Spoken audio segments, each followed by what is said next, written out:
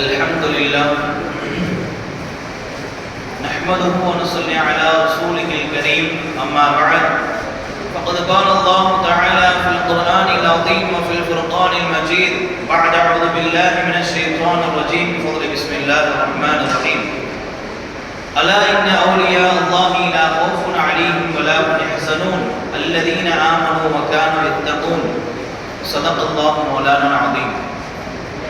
புகழும் புகழ்ச்சியும் ஏக இறைவனாகிய அல்லாஹ்விற்கு உரித்தாகட்டுமாக.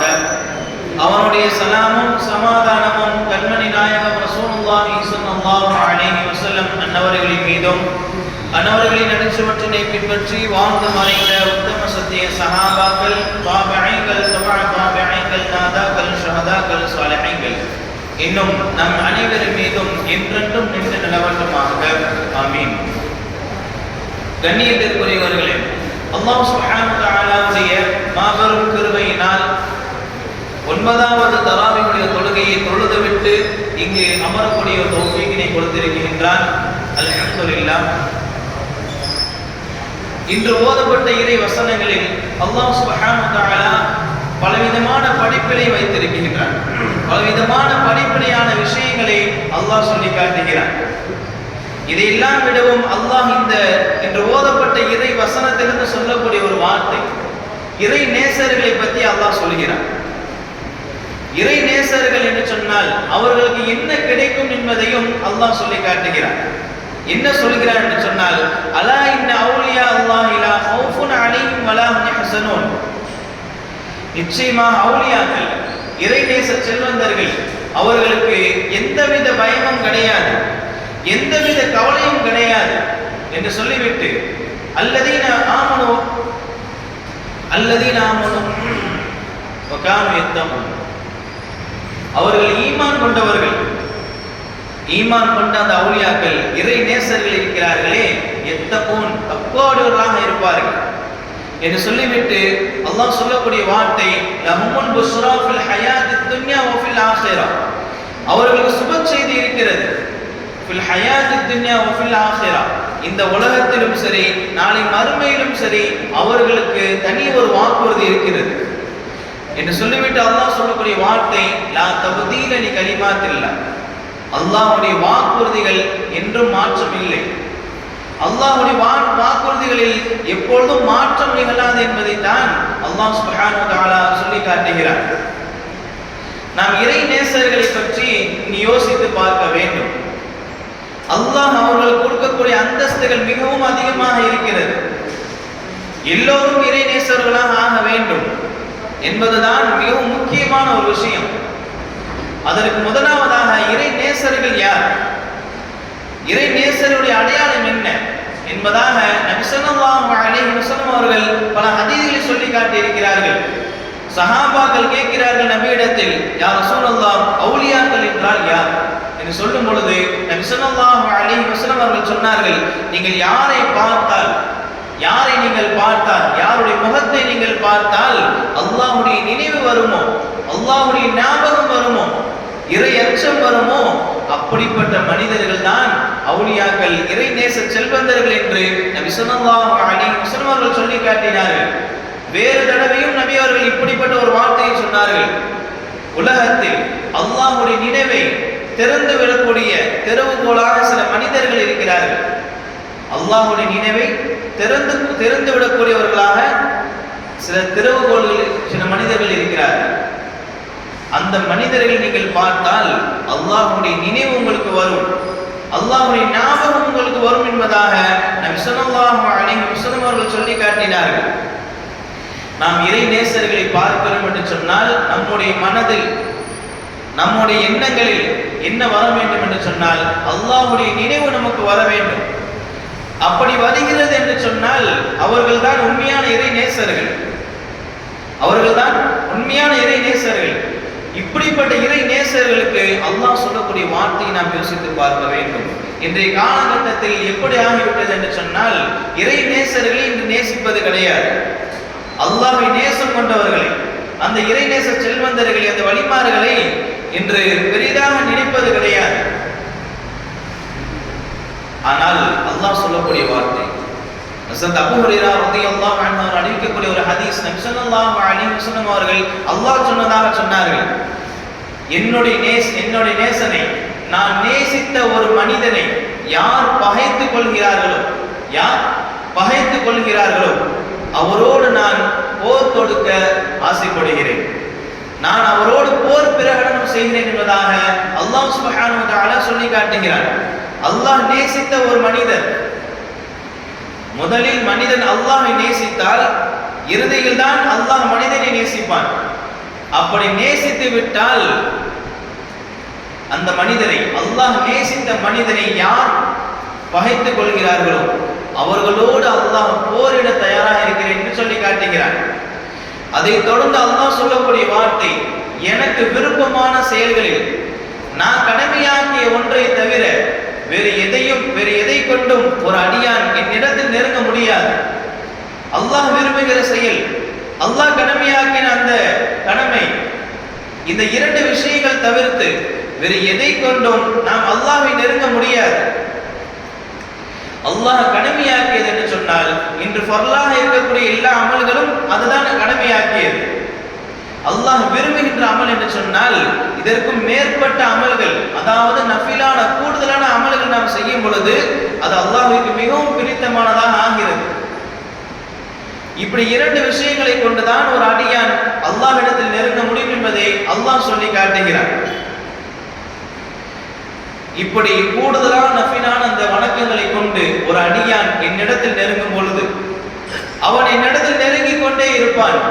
இறுதியில் நான் அவனை நேசிப்பேன்.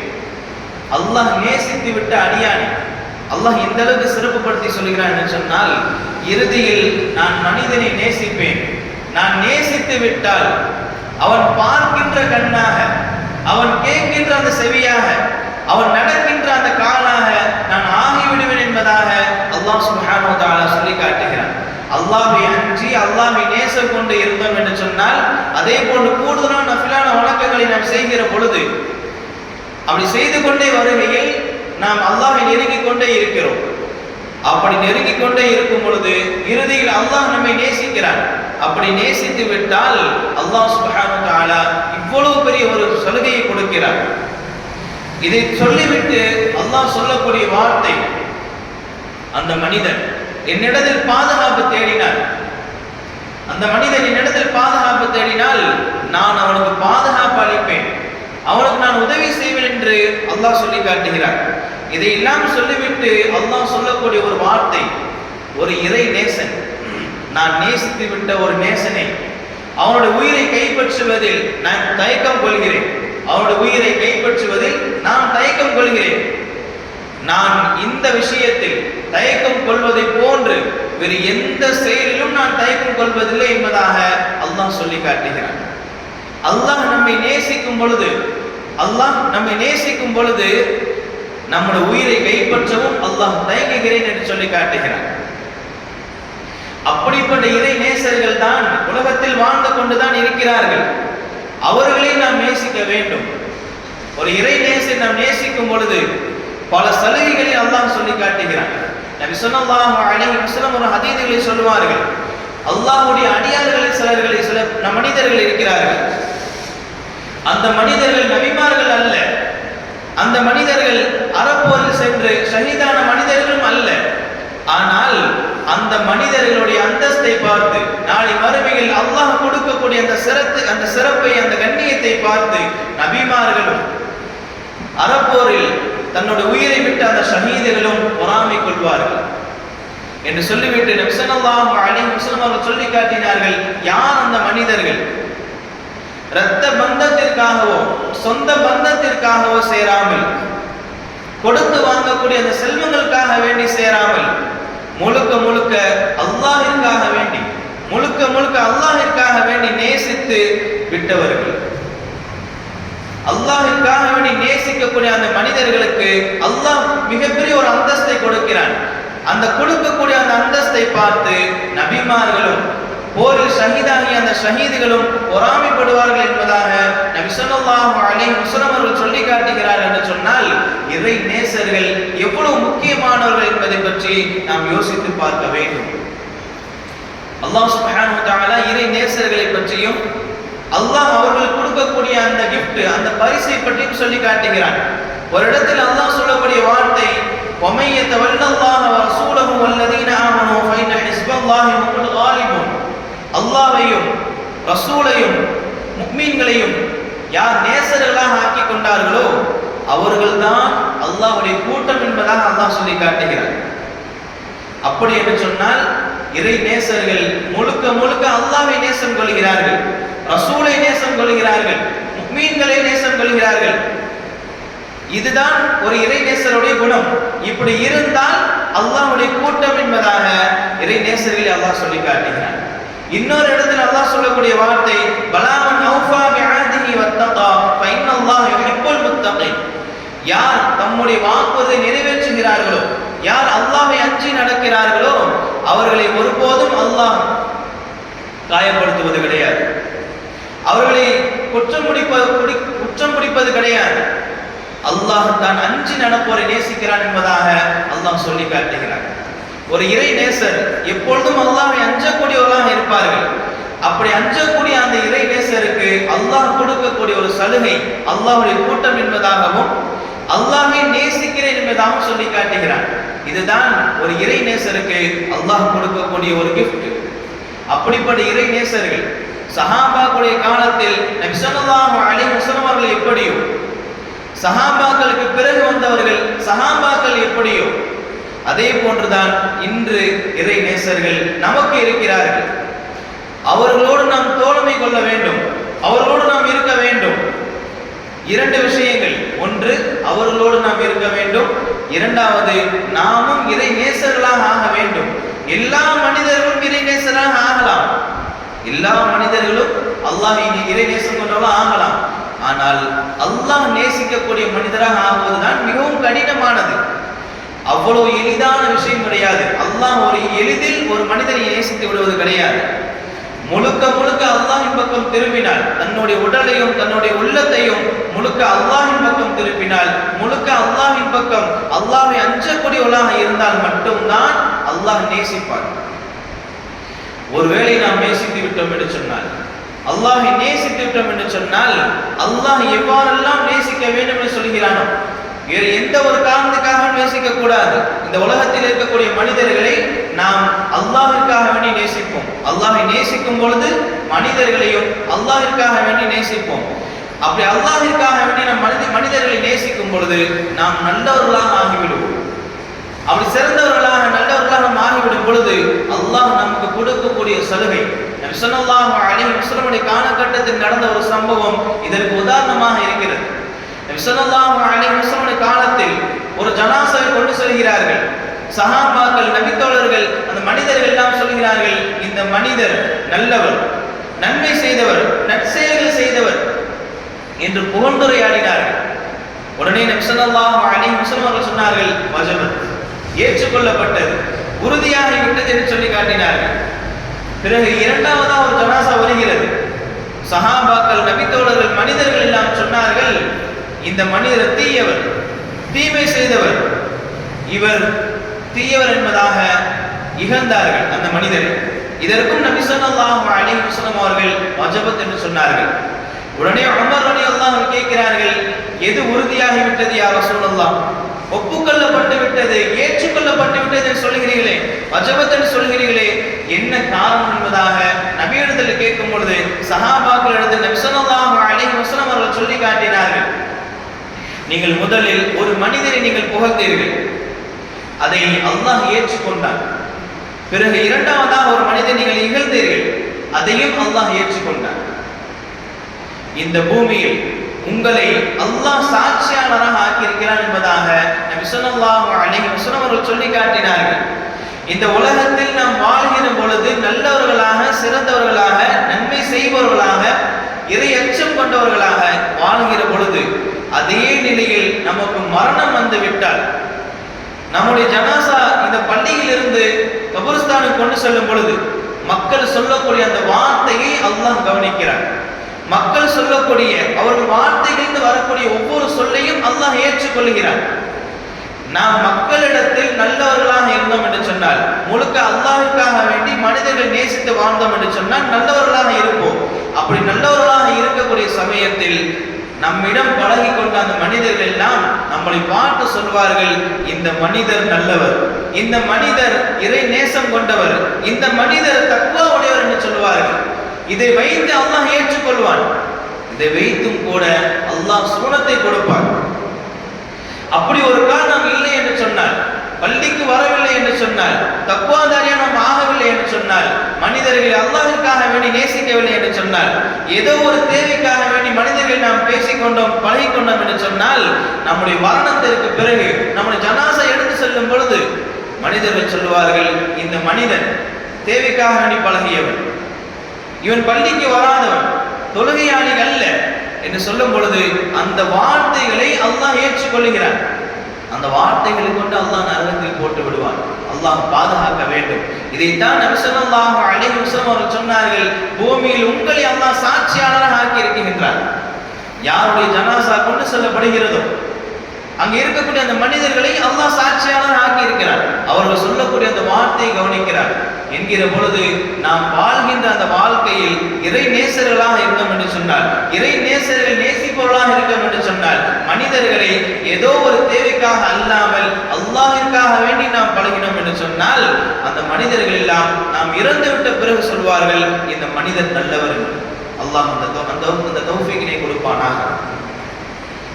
அப்படி நாம் இறை நேசர்களாக இருக்கும் பொழுது, நாமும் இறை நேசர்களாக இருக்கும் பொழுது அல்லாஹ் சுப்ஹானஹு வ தஆலா பலவிதமான ஒரு சலுகைகளை கொடுக்கிறார். இறை நேசர்களாக எப்படி ஆக வேண்டும் என்பதையும் அல்லாஹ் சொல்லி காட்டுகிறார். ஒரு இடத்தில் அல்லாஹ் சொல்லக்கூடிய வார்த்தை, யா அய்யுஹல்லதீன ஆமனு தக்குல்லாஹ வ கூனு மஅஸ் ஸாதிகீன், ஈமான் கொண்டவர்களே நீங்கள் தக்வாதாரிகளாக ஆகிவிடுங்கள் என்று சொல்லிவிட்டு, வ கூனு மஅஸ் ஸாதிகீன், நீங்கள் உண்மையாளர்களோடு இருங்கள். இந்த உலகத்தில் யார் உண்மையாளராக இருக்கிறார்களோ, அல்லாஹ்விற்காக வேண்டி உண்மை பேசுகிறார்களோ, முழுக்க முழுக்க உண்மையாளராக இருக்கிறார்களோ, அவர்களோடு நீங்கள் ஆகிவிடுங்கள் என்பதாக அல்லாஹ் சுப்ஹானஹு வ தஆலா சொல்லி காட்டுகிறார். சஹாபாக்களும் சரி, அதற்கு பின்தொடர்ந்த இமாம்களும் சரி, தன்னோடு இருந்த தோழமை கொண்ட நண்பர்கள் எல்லாம் பார்த்தோம் என்று சொன்னால், அவர்களும் இறை நேசர்களாக இருப்பார்கள், அவர் உண்மையாளர்களாக இருப்பார்கள். இமாம் அபூ ஹனீஃபா ரஹ்மத்துல்லாஹி அலைஹி அவர்கள் சொல்லி காட்டுகிறார்கள், நான் இமாம் ஜாஃபர் சாதிக் ரஹ்மத்துல்லாஹி அலைஹி என்ற ஒரு பெரிய ஒரு மாமேதை இருந்தார், அவரோடு நான் 2 வருடம் தொடர்பில் இருந்தேன். அந்த பாக்கியம் எனக்கு கிடைத்தது. ஒருவேளை அது கிடைக்காவிட்டால் நான் அழிந்திருப்பேன் என்பதாக இமாம் அபூ ஹனீஃபா ரஹ்மத்துல்லாஹி அலைஹி அவர்கள் சொல்லி காட்டுகிறார்கள். இந்த உலகத்தில் உண்மையானவர்கள் என்று சொன்னால் நபிமார்கள், நபி அவர்கள், அதற்கு பின்னால் வந்தவர்கள் சஹாபாக்கள், அதற்கு பின்தொடர்ந்து அவர்கள் பின்பற்றியவர்கள் தான் வலிமார்கள். அவர்களோடு நாம் இருக்கக்கூடிய சமயத்தில் நம்முடைய உள்ளங்களில் இறை அச்சம் வந்துவிடும் என்பதைத்தான் அல்லாஹ் சுப்ஹானஹு வ தஆலா நீங்கள் தக்வாவாளர்களாக ஆகிவிடுங்கள் என்று சொல்லிவிட்டு அதற்கு என்ன வழி என்பதையும் சொல்லுகிறார், நீங்கள் உண்மையானவர்களோடு இருங்கள் என்பதாக. ஒரு நாள் அபூபக்கர் சித்திக் ரலியல்லாஹு அவர்கள் ஹந்தரா ரலியல்லாஹு அன்ஹு பார்ப்பதற்காக சந்திக்கிறார்கள்.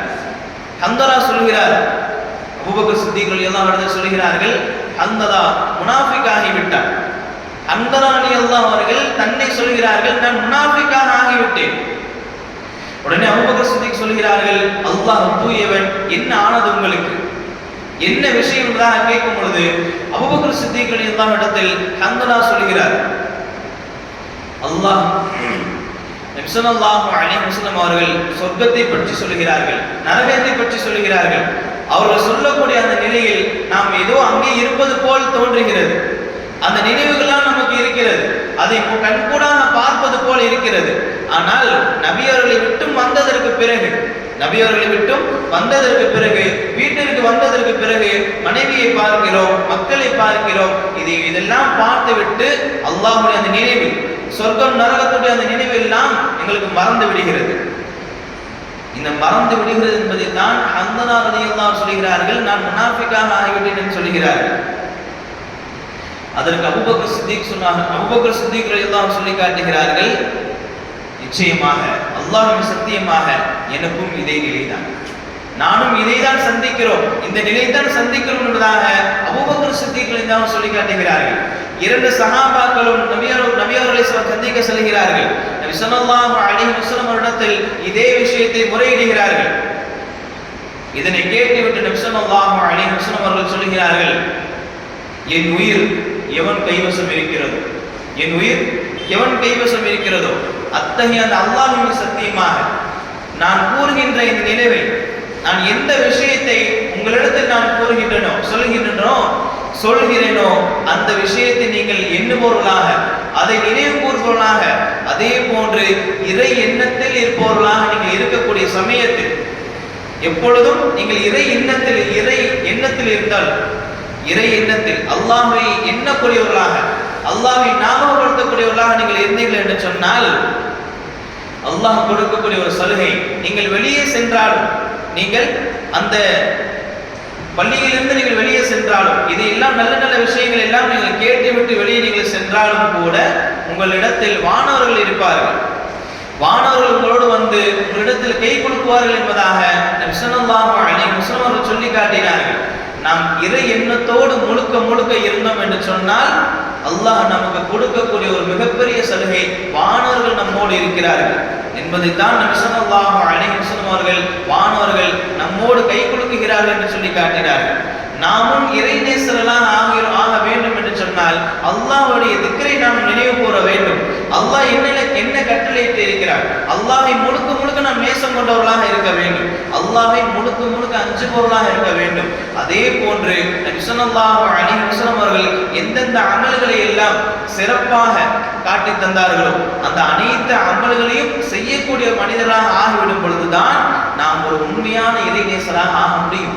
நபி ஸல்லல்லாஹு அலைஹி வஸல்லம் அவர்கள் சஹாபாக்கள் மத்தியில் கேட்கிறார்கள், உங்களை நோன்பு நோற்றவர் யார் என்று கேட்கும் பொழுது ஹஸரத் அபூபக்கர் சித்திக் ரலியல்லாஹு அன்ஹு சொல்கிறார்கள், நான் நோன்பு நோற்றிருக்கிறேன் என்று சொல்கிறார்கள்.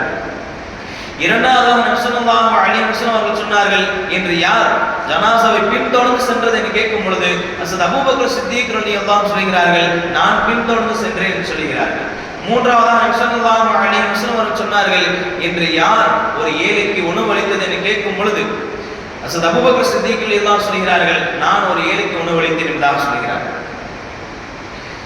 அதை தொடர்ந்து நபி ஸல்லல்லாஹு அலைஹி வஸல்லம் சொல்கிறார்கள், என்று யார் நோயாளி நலம் விசாரித்தது என்று கேட்கும் பொழுதும் கூட ஹஸரத் அபூபக்கர் சித்திக் ரலியல்லாஹு அன்ஹு அவர்கள் எழுந்து சொன்னார்கள், நான் நோயாளி நலம் விசாரித்தேன் என்று சொல்லி காட்டுகிறார்கள். இதையெல்லாம் கேட்டுவிட்டு நபி ஸல்லல்லாஹு அலைஹி வஸல்லம் அவர்கள் சொல்கிறார்கள், இந்த விஷயங்கள் எல்லாம் யார் மொத்தமாக செய்கிறார்களோ, இந்த விஷயங்கள் எல்லாம் யார் மொத்தமாக செய்கிறார்களோ அப்படிப்பட்ட மனிதர்களை அல்லாஹ் சொர்க்கத்தில் விடாமல் இருப்பதில்லை என்பதாக நபி ஸல்லல்லாஹு அலைஹி வஸல்லம் அவர்கள் சொல்லி காட்டினார்கள். முதலில் நோன்பு நோக்க வேண்டும், இரண்டாவதாக நபி அவர்கள் கேட்டது ஜனாசாவை பின்தொடர வேண்டும், மூன்றாவது ஒரு ஏழைக்கு உணவளிக்க வேண்டும், நான்காவதாக நோயாளியை நலம் விசாரிக்க வேண்டும். இந்த 4 பண்புகள், இந்த 4 விஷயங்கள் ஒரு மனிதரிடத்தில் இருந்து இருக்கிறது என்று சொன்னால் அல்லாஹ் அப்படிப்பட்ட மனிதனை சொர்க்கவாசியாக ஆக்கி விடுவான். அப்படிப்பட்ட மனிதர்கள் தான் இறை நேசர்கள். இப்படிப்பட்ட குணங்களை கொண்டவர்கள், அப்படிப்பட்ட குணங்களை பண்புகளை கொண்டவர்கள் எல்லாம் இறை நேசர்கள். அவர்களை நாம் நேசிக்கும் பொழுது நாமும் இறை நேசம் கொண்டவர்களாக இறை அல்லாஹ்வை எப்போதும் நினைவு கூறுபவர்களாக ஆகிவிடும் என்பதற்கு அல்லாஹ்வுடைய சான்று மிகவும் முக்கியமானது. அல்லாஹ் சொல்லக்கூடிய வார்த்தை, யா அய்யுஹல்லதீன ஆமனு தக்குல்லாஹ வ கூனு மஅஸ் ஸாதிகீன், நீங்கள் உண்மையாளர்களோடு இருங்கள். அந்த உண்மையாளர்கள் யார் என்று சொன்னால், இந்த உலகத்தில் இப்பொழுது யார் இருக்கிறார் என்று சொன்னால் அது இறை நேசர்கள் தான், வலிமார்கள் தான். அப்படிப்பட்ட மனிதரோடு நாம் இருக்கும் பொழுது நம்முடைய உள்ளம் தக்வாதானியாக ஆகிவிடும், நம்முடைய உள்ளம் அல்லாஹ்வை அஞ்சுபவனாக ஆகிவிடும். அல்லாஹ் ரஹ்மான் அப்படிப்பட்ட தௌஃபீக்கினை கொடுப்பானாக. அல்லாஹ் சுப்ஹானஹு வ தஆலா இறை நேசர்கள் நீண்ட ஆயுளை கொடுப்பானாக. இறை நேசர்களை மிகவும் நேசிக்கக்கூடிய அந்த நல்ல பாக்கியத்தை நம் அனைவருக்கும் தந்தல் புரிவானாக. வாஹிரு தஅவானா அல்ஹம்துலில்லாஹி ரப்பில் ஆலமீன். அஸ்ஸலாமு அலைக்கும் வரஹ்மத்துல்லாஹி வபரகாத்துஹு. சுப்ஹானல்லாஹி வபிஹம்திஹி சுப்ஹானக்கல்லாஹும்ம வபிஹம்திக அஷ்ஹது அன் லா இலாஹா இல்லா அன்த அஸ்தக்ஃபிருக வ அத்தூபு இலைஹி. ஆமீன். சுப்ஹான ரப்பிக ரப்பில் இஸ்ஸத்தி அம்மா